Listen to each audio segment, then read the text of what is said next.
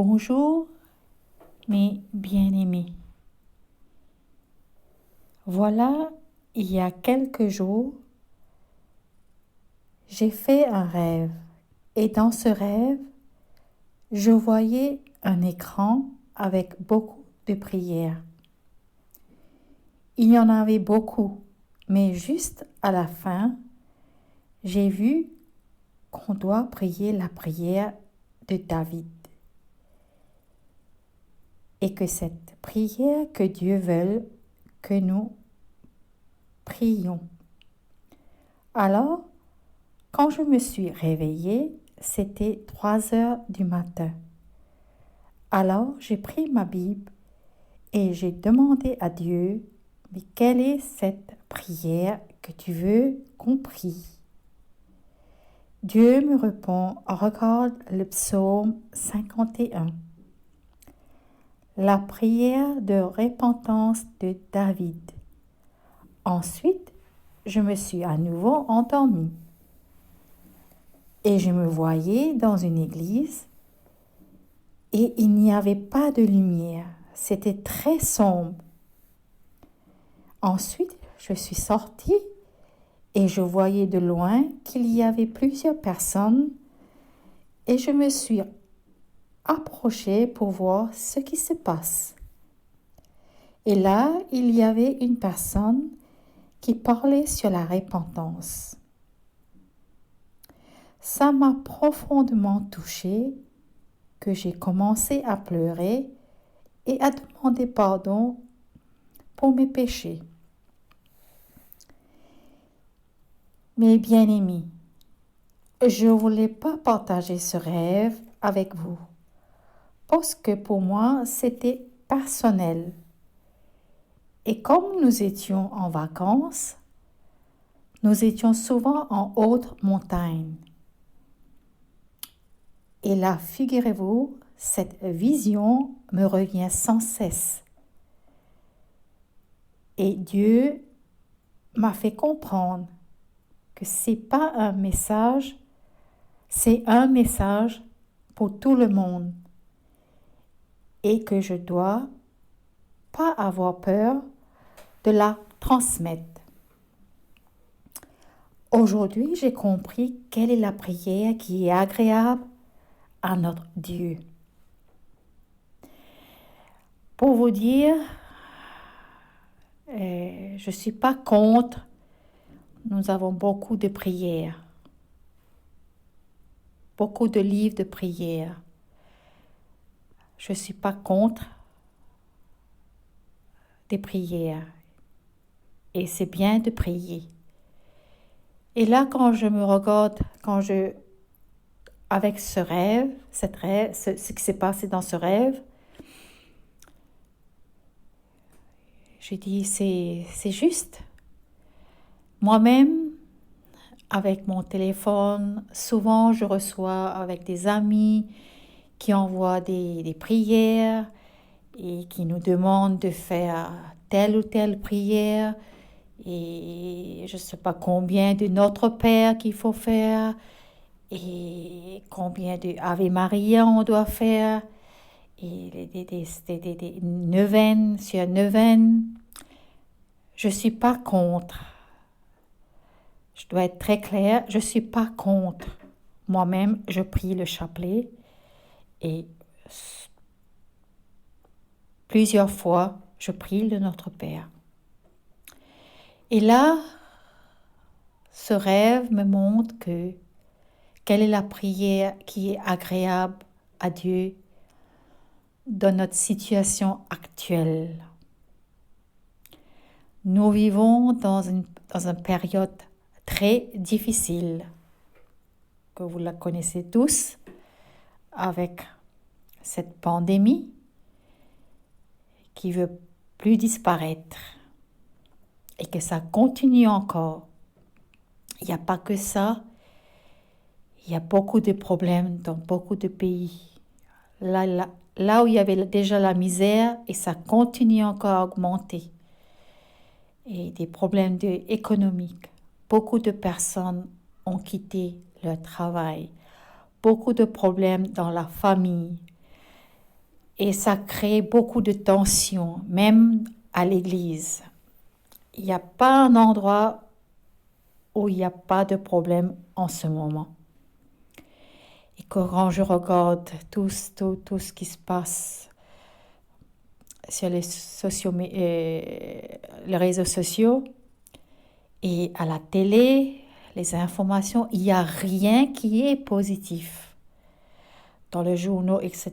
Il n'y a que des choses négatives, des démonstrations je ne peux pas vous dire.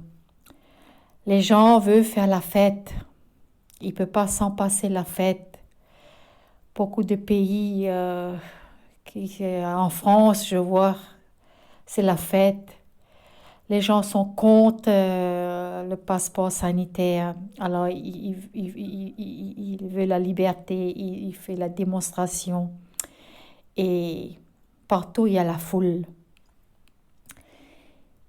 Alors, voilà ce que Dieu nous demande, ce que Dieu veut de nous, chacun de nous. Je ne pense pas que c'est seulement pour les chrétiens. Je pense pour tout le monde, que ce soit d'autres religions, chacun a sa croyance. Et chacun sait aussi qu'est-ce que ça veut dire la repentance. Et voilà, le psaume 51. Je l'ai lu à plusieurs reprises. Et là, quand j'ai médité vraiment, j'ai pris conscience que Dieu m'a montré dans ce rêve. J'ai analysé toutes les phrases. Et c'est vrai, dans ce rêve, j'ai pleuré. Et là, quand je regardais ce psaume, je me vois dedans. Et nous ne sommes pas la même situation que David. J'espère. Et pourtant, nous sommes tous pécheurs. Le péché est transmis à toute l'humanité qui est en Adam. Romains chapitre 5, verset 12, 21. Il était notre représentant devant Dieu et lorsqu'il a chuté, il a fait entrer le péché dans le monde et donc en nous. Nous sommes tous nés dans l'iniquité et tous nos mères nous ont conçus dans le péché, puisque nous sommes, dès avant même de notre naissance, nous sommes pécheurs dès notre conception, puisque notre ADN, notre sang est déjà contaminé par la sémence du péché, qui vient donc de la désobéissance de Adam et Ève. Je bien dis, par la sémence du péché qui vient donc de la désobéissance de Adam et Ève, que le péché est entré dans ce monde et en toi et en moi. Nous avons besoin de la sagesse de Dieu. C'est la sagesse de Dieu qui va nous éviter de tomber dans le piège de l'ennemi. C'est la même sagesse qu'il a d'ailleurs donnée à Salomon, qui lui a permis de régner pas mal d'années sur le temple d'Israël. On doit avouer que nous avons péché et que nous avons besoin de l'aide de Dieu avec toute notre sincérité. Avouons que nous avons péché, que nous sommes pécheurs. Quand tous ont péché et sont privés de la gloire de Dieu. Romains chapitre 3, verset 23. Ô Dieu, aie pitié du pécheur que je suis. Luc chapitre 18, verset 13.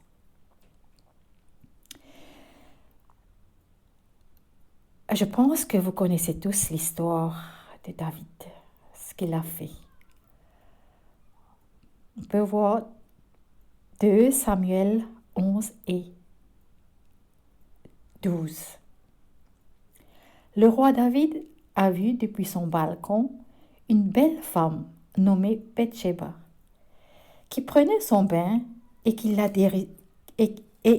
désirait. David envoyait des messagers pour lui dire de venir chez lui, et il coucha avec elle. Et ensuite, pour masquer cet adultère, il a fait sorte que le mari, Uri, de Bathsheba soit tué à la guerre.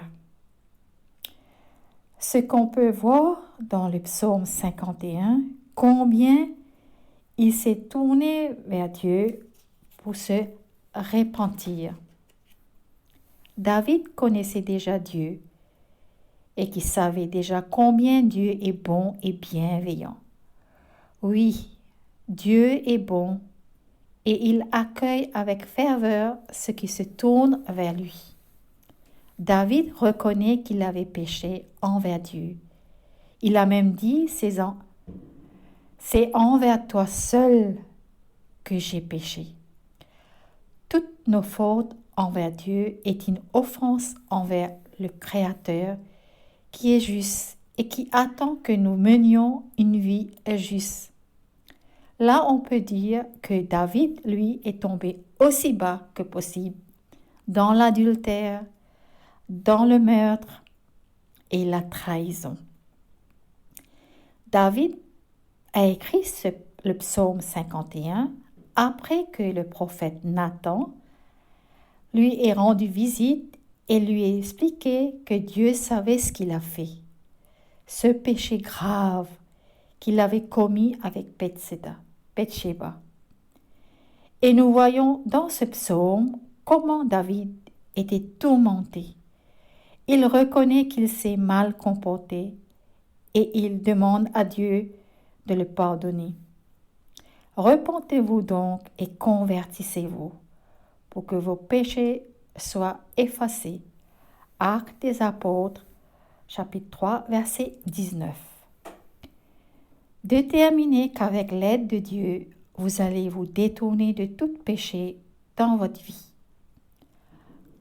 Que le méchant abandonne sa voie et l'homme d'iniquité ses pensées, qu'il retourne à l'Éternel, qui aura pitié de lui, à notre Dieu qui ne se lasse pas de pardonner. Isaïe 57, verset 7. Chapitre 55, verset 7. Prions. Père, tout comme David, qui était ton serviteur, je suis ton serviteur. Et pourtant, tout comme David, j'ai péché. Tout comme David, j'ai commis le mal. Tout comme David, plus d'une fois, moi aussi, j'ai mal agi. Et tout comme David, aujourd'hui, je viens à toi. Je m'adresse à toi comme David. Pardon, Seigneur. Pardonne-moi, Seigneur. Ô Dieu, fais-moi grâce selon ta bienveillance, selon ta compassion. Efface mes péchés. Ô Dieu, tu es bon et ta bonté est grande. Aucun de mes péchés ne sera trop grand pour toi. Il y a des péchés qui sont graves à ton cœur.